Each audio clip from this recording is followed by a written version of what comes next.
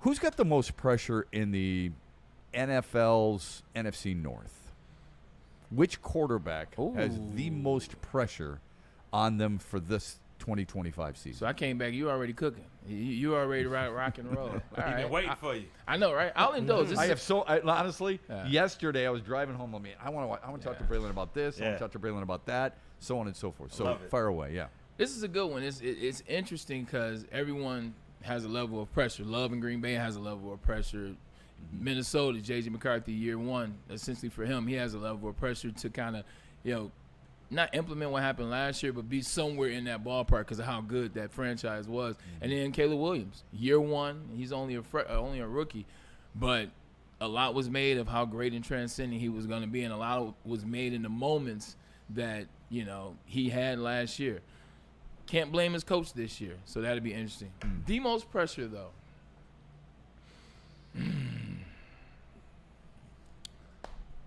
There's only one answer. I disagree. I disagree. I think the most pressure is Caleb Williams, but wow, do you really? I do. He would be my. I would rank them Jared Goff far and away. Then Jordan Love. Okay. Then Caleb Williams, and then J.J. McCarthy. And maybe that's my fault because I don't want to give him a free pass, but they did get rid of a guy who was, I know people don't believe in him, but he was really good a year ago. I do believe people feel like Kevin O'Connell's a quarterback whisperer, but they're going to give him a little bit of time to ease into things. I don't think Jared Goff is allotted that in the NFL or in Detroit, and here's why. Last year, until the Houston game, he was a prominent name for MVP. If you looked at the entire division, most people would say Detroit has the most talent of anybody in the division. You could argue they have the most talent in the NFC.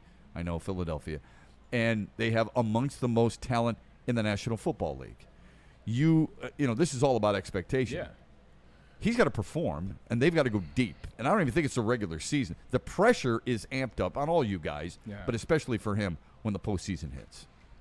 I'll tell you why I didn't choose the other three, and then I'll answer that about Jared Goff. I didn't choose Jordan Love because Jordan Love, at the end of the day, he is Matt LaFleur's guy. This is the quarterback Matt LaFleur's one. He fought for him. And also they have no owner. So Jordan Love's not going anywhere. Matt LaFleur's wants Jordan Love. And then he got injured before, kind of like during the season early on. He sat out, came back. He has an excuse, and he has a team that's only had two quarterbacks in the last 25 years before him. Yeah. He's not going anywhere because they're going to allow him all the time he needs, sort of. With J.J. McCarthy, there's a little bit of pressure on him. Kind of fill the shoes of Sam Darnold. Won 13 games last year. Minnesota right there with their rival Detroit Lions. But he's young. They'll give him time. They trust him as a leader. They already told you they weren't taking anybody. They didn't want to make it a quarterback controversy. Kevin O'Connell has put his stamp on J.J. time and time again. So the pressure is minimum. It'll be pressure that he puts on himself. Jared Goff, for me, doesn't have any pressure because he's not viewed like that. He's not going anywhere, though. One, he's not going anywhere because he got his bag last year. But two, he's not viewed like that. And he hasn't done anything wrong technically. The 5 interceptions were horrible against the Washington Commanders, but you don't blame Jared Goff for that game. You blame injuries.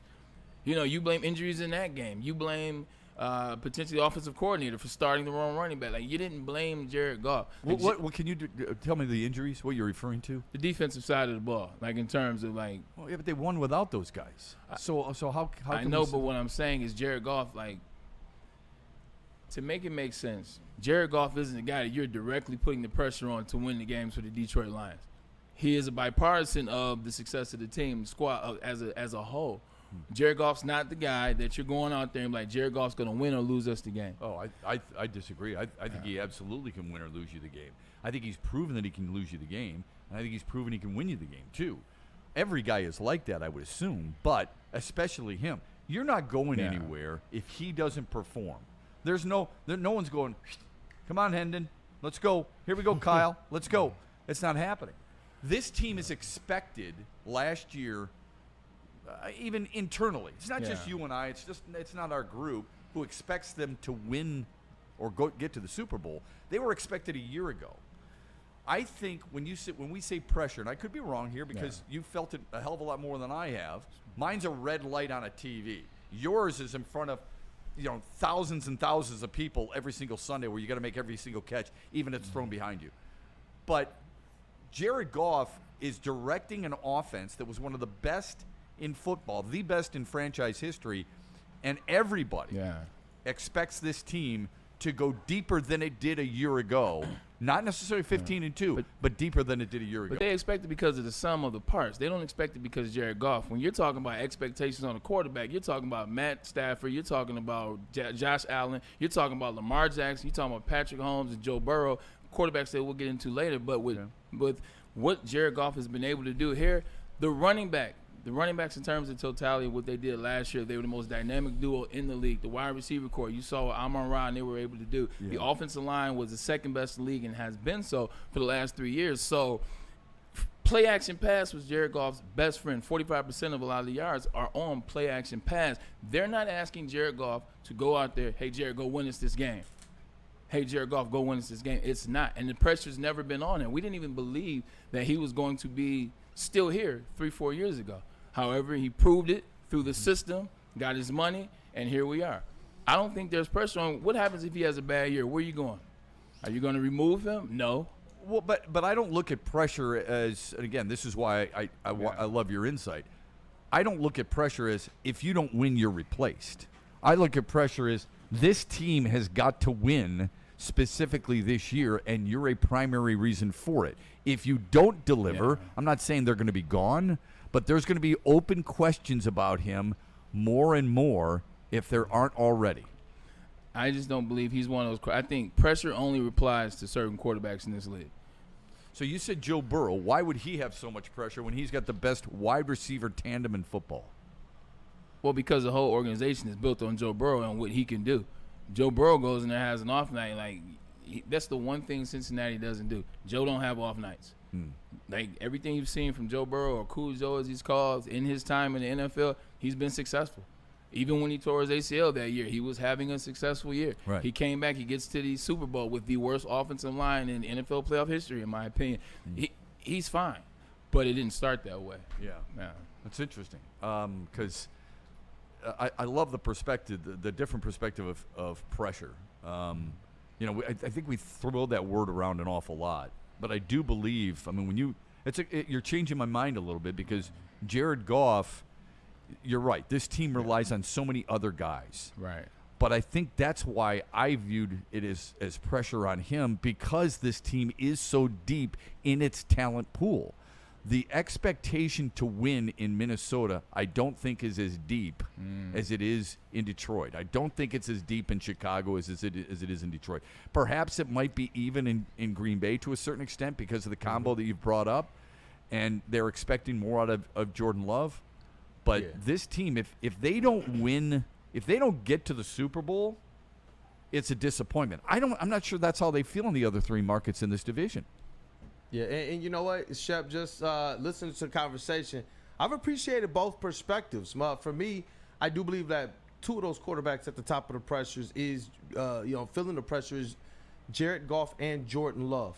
I wrestle back and forth between which one has more pressure because you're looking at everything that the Packers have been. And you look at where they are now to the fact that Lions fans are taking over their entire stadium.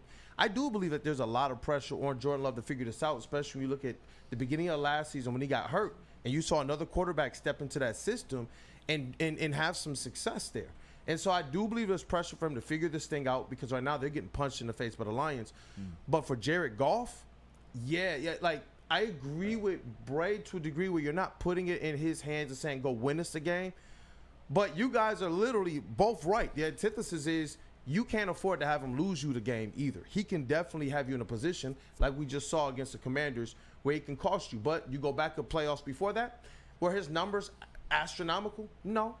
But he also didn't hurt you, and you saw the Lions got pretty decently far. I will say this, and listening to the conversation, listening to it out loud with Shep as well as Kool-Aid, appreciate that insight.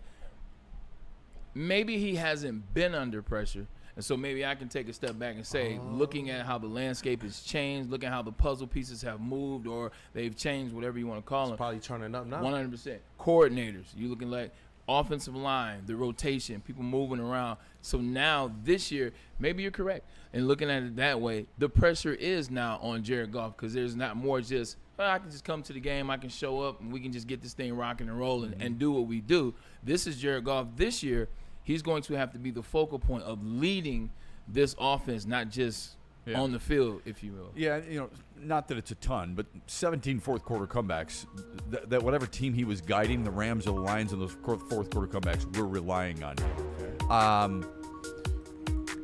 When you see what he is capable of and how vital any starting quarterback is, there a starting quarterback in the NFL where they don't have pressure? Fair. Give me that guy. Mahomes.